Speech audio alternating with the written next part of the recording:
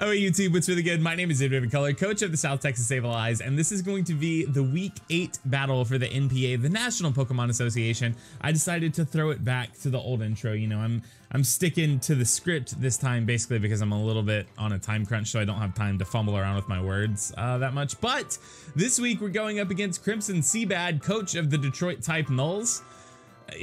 Crimson's team is terrifying, if I do say so myself, but like I said, I'm on a little bit of a time crunch, so let's just talk about the Pokemon that we're all bringing and then we'll react to this battle, because that's what we do on this channel. We react. Okay, let's do this. All right, so as you can see, Crim Papa himself is bringing the Mega Altaria, which I'm terrified of. I really don't have a hard answer to it on my team. The Houndoom, which I have to predict to be sort of like a Pursuit Sucker Punch set, because that set walks all over Mega Alakazam. The Uxie, which I'm not really worried about. The Cradilly, which I wasn't worried about, but since he brought it, I definitely am. The Celesteela, which since I don't have a fire type on my team, I just don't have the best answer to, and then the Piloswine. So we are bringing, to counter this, the Raikou, which is my default answer to Celesteela. It's also just not bad here. It gets a lot of neutral hits and it's just choice specs. The only thing, he had 3 things potentially that could resist Raikou, or not resist, but be immune to the electric type attacks. And I figured out of those he could bring 1 to 2. It was specifically the Piloswine, Zebstrika, and there was one other, Gastrodon. So I get to cover Gastrodon with Hidden Powered Grass. The Piloswine is really good against me, and the Zebstrika I didn't think he could bring. We're bringing the Tyranitar. This is a Dragon Dance set with Fly and EMZ Aerial Ace, just because I needed an answer to Buzzwole, because I didn't have a clean answer other than Mega Alakazam, and I wanted to have sort of 2 answers, and I thought that Tyranitar made a really good setup sweeper for this week. So a Fly and EMZ Aerial Ace just decimated the Buzzwole, and that's the set. It's Dragon Dance, Aerial Ace, Stone Edge, Crunch. So I think Tyranitar had a really good matchup this week. It got a lot of good neutral hits and super effective hits. He had, I think, 3 things weak to dark, so I had to bring it. The Alolan Doug trio, I've been more impressed with this thing each week. It doesn't have an absurd number of kills, but it puts a lot of pressure on my opponent's teams, and its ability to run what I think are 2 really good abilities in Tangling Hair and Sand Force. Incredible. I don't know if Sandvale's legal in this league. I actually need to find out. I mean, I'm kind of scummy, so I might use it eventually, but I don't know if it's legal. I'm going to ask somebody after this video. We're bringing the Delmise. This is an Assault Vest Delmise. It is able to take a Shadow Ball from Crimson Seabad's Gengar. Had he brought it, he didn't bring it, but it's also just able to eat up special hits for days. It cracks back. It's pretty good against his Mega Altaria, because Anchor Shot has the ability to 2-hit KO or OHKO depending on sets. We're bringing the Mega Alakazam. This Mega Alakazam, it was going to be really sweet. I was going to run Hyper Beam so that we could trace the Pixelate from Mega Altaria and Hyper Beam it, because it was an OHKO under most circumstances. I decided I couldn't do that, and we're running a little bit more of a standard set. It's just substitute Shadow Ball, Psychic, because Psyshock didn't make sense this week. He had a lot more defense than he did special defense, and it also just didn't matter, and Psychic hits harder. And what was the last one? The stupid fighting type attack that never hits. The fighting type attack that no one ever hits. I don't know what it's called. What's it called? You know what I'm talking about, right? You know, it's like 120 base special attack fighting type move that never hits. Now I have to look it up. Now I have to. I'm on a time crunch, but I can't do this. I can't go out like this. I can't be the person that doesn't know what my Mega Alakazam's final move is. And it has substitute. I don't know if I've said that or not. Focus Blast. There you go. I don't know why it's called Focus Blast if you just never hit it. Like, it's like your Pokemon is actively not focusing. Anyways, and then just sort of a stereotypical Gligar. This is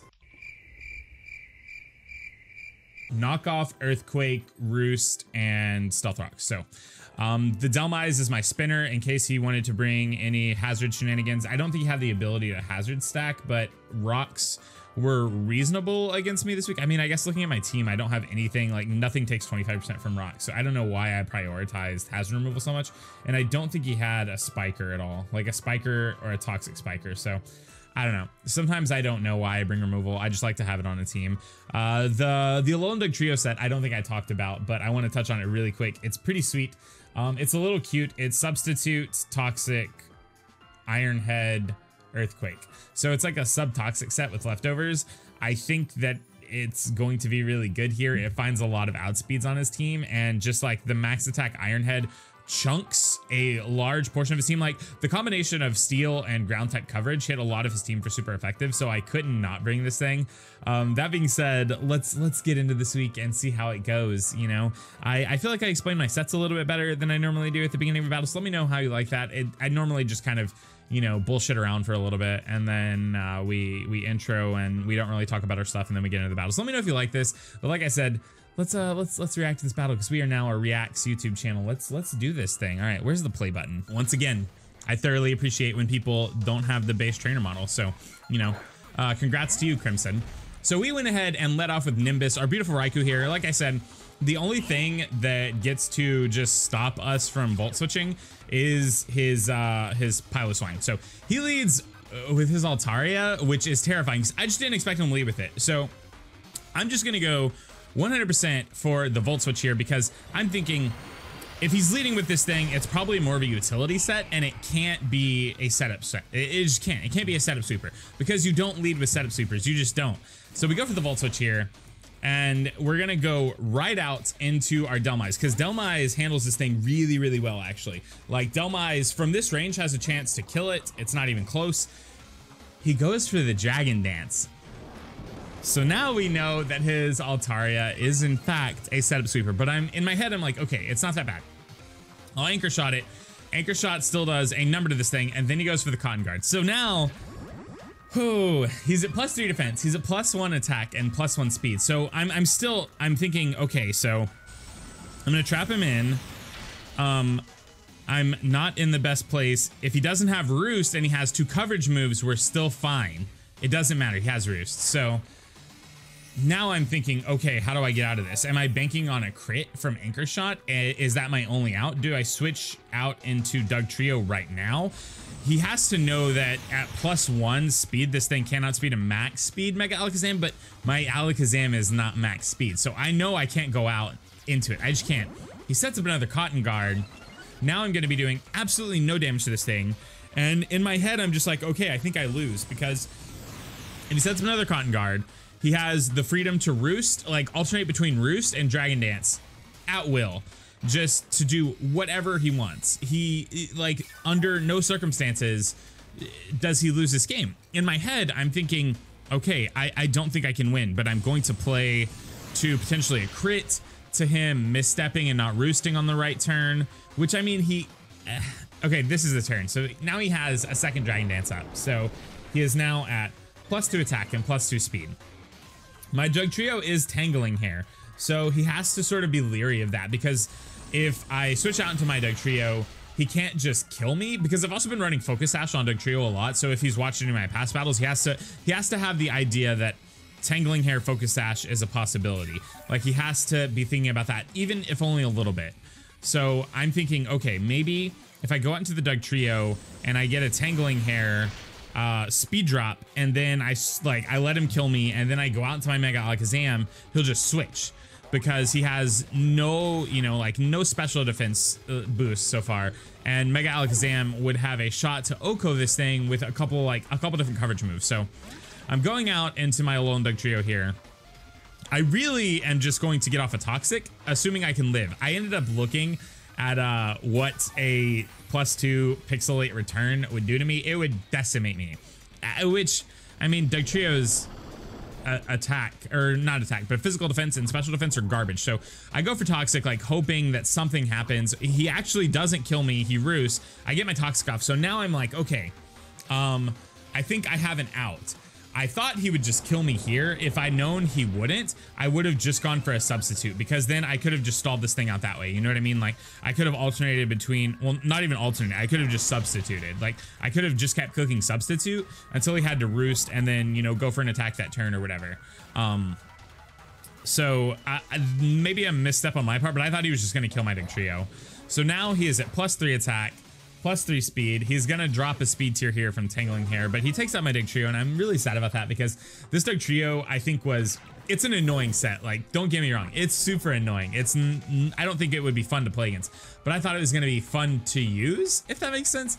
I think things can be not fun to play against and be fun to use. So Gligar the incredible Pokemon it is, excuse me, gets to come in, and I know that I can live one hit for sure. So I just go for the Roost, because at this point I'm trying to Toxic Stall. It's my only out to this thing. He goes for a Dragon Dance, which is really smart. I could have gone for an Earthquake, but Earthquake against a +6 Mega Altaria does all of 8%, I think. It does not do much. So now I'm in a position where I do not have priority on my team, which is probably a misstep on my part. I probably should have had some form of priority. Just knowing that this thing can set up Dragon Dances, and that's what it's known to do. I never expected a Dragon Dance and Cotton Guard set. I expected one or the other. You know, I didn't expect them to come on the same set. So now I'm in a situation where even I think this thing's at +4 right now is what I'm running my calcs at. Even at +4, we live a return because Gligar is so bulky. Like max HP, I think like 160 in defense. Look at that. That's bananas. We get a Roost back up. We will die to the next one, but he has to attack us down. He's going to take Toxic and go all the way down into the red. So if he kills us, then it doesn't matter. You know what I mean? Like if he kills us, he dies. If he roosts here, then he's going to go back up. And I was looking up at this point, like what toxic damage maxes out at. And I still don't know. Like I was trying to read the Bulbapedia article on Toxic to figure out what it maxes out at. And I just like for the life of me couldn't figure it out. So I had to roost there 100% because if I roost and he roosts, then I get to live another hit, and he can't Dragon Dance because he'll die, and he can't attack because he'll die. And if he just keeps roosting, I'll eventually get to like kind of chip with Earthquake. So I went for an Earthquake here knowing I could live one more attack. He switched into this thing. Really good because now I'm in a spot where, I mean, sure, I get to knock off, but he's 2 for 1 my team with this Mega Altaria, so I'm not in a great position. Like we are at, it's a 4v6 right now, but we knocked this thing's leftovers off. So seeing leftovers makes me just end substitute on the first turn. I'm like, all right, I'm gonna get Leech Seeded this turn, and then I'll switch out. Delmise wouldn't have been super great here anyways because I couldn't really touch this thing. I mean, Shadow Claw would probably do, I guess, an okay amount, but it just Delmise in general wouldn't have been the best. I'm gonna take a drink actually. I already told you. I'm not worried about anything ever. I'm on a time crunch, and my throat is dry, and the commentary gets bad when the throat is dry. Anyways, so I went for a Stealth Rock. I'm gonna go into my Raikou. I know this is gonna force him out. I mean, he has a substitute turn, I suppose, but realistically, he can probably just go out into the Piloswine here. So he Leech Seeds on my Raikou, and now if I'm remembering how this battle went correctly, I just predicted him to switch here. This is sort of where the turns get hazy because at this point in the game, yeah, okay, so I switch out, assuming that he will go out into his Piloswine. That is my goal here. Like, assuming he goes out into the Piloswine, because I know that I can take out the Piloswine with a Focus Blast, and I will be able to trace his Thick Fat if that's what he has. So Ice Shard and what is it? Not Avalanche, but Icicle Crash will not do much damage to me actually, because once I trace the Thick Fat, they won't do much because I outspeed and I have a chance to OHKO with Focus Blast, especially after rocks. And the only thing he could potentially touch me with was Icicle Shard. This is my thought process, mind you. So, and the calc after tracing Thick Fat was that Ice Shard, it's not Icicle Shard, Ice Shard would do, I think, 15%. So pretty dope, actually. So we actually take this thing out to Focus Blast. I'm like, okay, Mega Alakazam is really, really good here. I cannot waste it. He goes out into this thing, and I'm like, all right, I can't switch because switching means pursuit damage. And I probably live 1 pursuit from this thing unless it's max attack. So I'm just going to stay and go for the Focus Blast. We see he doesn't Sucker Punch, but look at this. That's bananas. He had so much HP investment, like an incredible amount. He ended up going for the pursuit, and I was like, okay, so I made the right read here. Now I think he's going to go for a Sucker Punch, so I can just cleanly go for a substitute. That's my line. If he goes for the pursuit again, or just an attack that is not Sucker Punch, then I think I just get to attack into him again. This turn I go for a Shadow Ball, and since he already revealed the Sucker Punch, I'm kind of unsure why he didn't go for a follow-up Sucker Punch. I'm gonna need to watch his side of the battle, and you should also do that as well. Always watch the other coaches battle and subscribe to them. Crimson Seabad's a rad dude. He's very kind. He always calls me, I think it's Bud or Buddy, when he was like, you know, asking me when to battle and stuff, and I appreciate that in a human. So We actually take out the Houndoom with the Shadow Ball. We're gonna stay in on this thing. Obviously, like I think all the Pokemon he has left are very bad to Mega Alakazam. Like none of them are great switch ins. So he goes down to this thing, U-turns, makes a lot of sense. Anything but U-turn, and I would have been in a super good spot. You know what I mean? Because I would have just been able. I guess it's like net same almost. I guess I would have been able to kill the Uxie is where I get. I guess it's the only benefit. So here he's going to go onto a Celesteela. I am 100% just going to stay in and go for a Shadow Ball. I just want to get damage off and I don't want to risk a Focus Blast miss because Focus Blast would do more, but it's not enough more for me to risk a miss and then him just killing me. Also, if he Leech Seeds me or something like that or substitutes, then I just get to wear him down even further. He goes for the Heavy Slam. This had to be the correct play, just like try and take me out. I didn't see any reason to preserve Mega Alakazam because a lot of his team is damaged. Like I think the only thing he has left that is at full is a Credilli. Also, we got a Spadef drop here, but then he got a Spadef Beast Boost, so kind of net neutral here. I don't think it would have mattered. He can't stay in on a Volt Switch either way. Is what we're gonna go for. The Piloswine is down and out. He probably has like a really free, like I can just sack off my Mega Altari here, which is what he's gonna do. My Raikou gets a kill. Like Raikou's a really good Pokemon, and my Raikou does not have many kills. It's a very good fast electric type in draft format, but my specific Raikou does not have very many kills. So I should probably get on that. Now I'm in a position where I'm pretty sure Tyranitar can just set up Dragon Dances and clean up.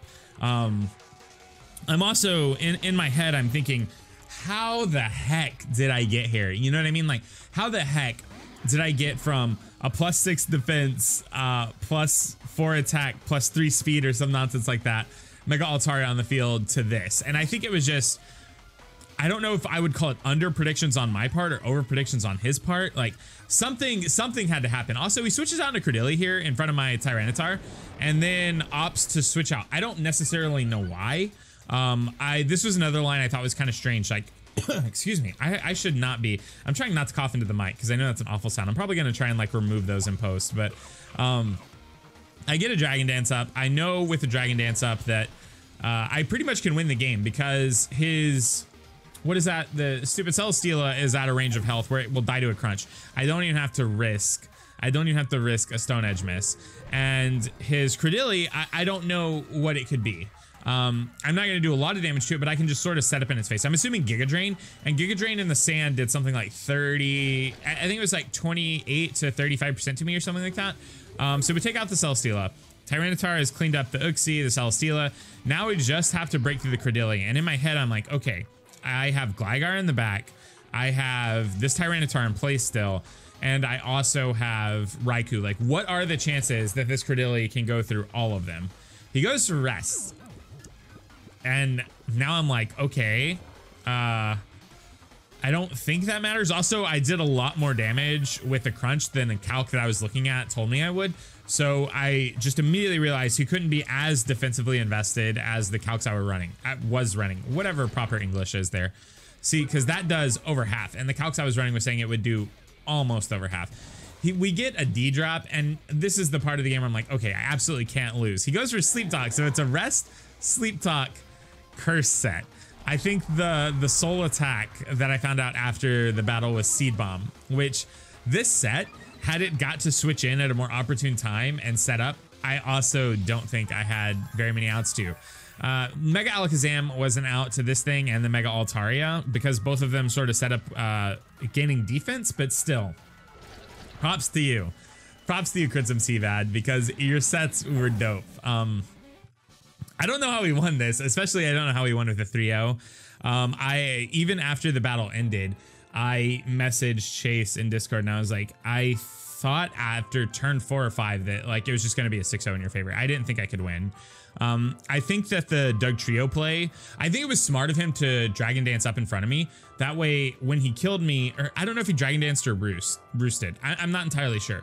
I don't remember that turn off the top of my head, but I think that that was a really smart play because had he just attacked me and then got a speed drop, my Mega Alakazam could have potentially come in and killed him, and he knew that. So it was a smart play, and it just worked out in my favor that he sort of predicted that, I think this is, I would call it like, it wasn't an under prediction or an over prediction because it could have happened, but Mega Alakazam is almost never max speed.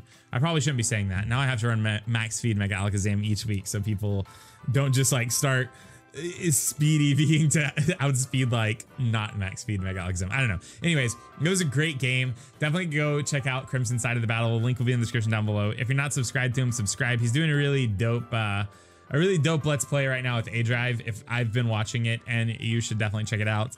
Other than that, you know, we are now, I think, 5-3 in the NPA, which is a massive improvement over the 1-3 that I was after week 4. I was really upset, and then I think I really turned around and started playing a lot better. I got more used to this team. I like a lot of the Pokemon a lot better now, so you know, I feel like we're in a good spot to make a playoff run, so that's dope. Next week is a bye week. I'll be at PAX East. I'm gonna release a video talking about that. If you're gonna be at PAX East, you should come say hi to me. But that's all I have to say for right now. I love you. You should definitely comment on this video. It would let me know that you wanted to talk to me. You can also talk to me on Twitter. My Twitter and my Instagram are both at @in_vivid_color, because I added underscores to my name because I like it stylistically, but I realize it's like obnoxious to type or say out loud. You can leave a comment calling me trash and I will heart it. I've been telling you that. I'll respond to comments for 2 days. Like the video if you think I'm garbage. 1 like equals 1 prayer that I'm not garbage next week. Subscribe if you're new. I'm kind of done here though. I'm rambling at this point.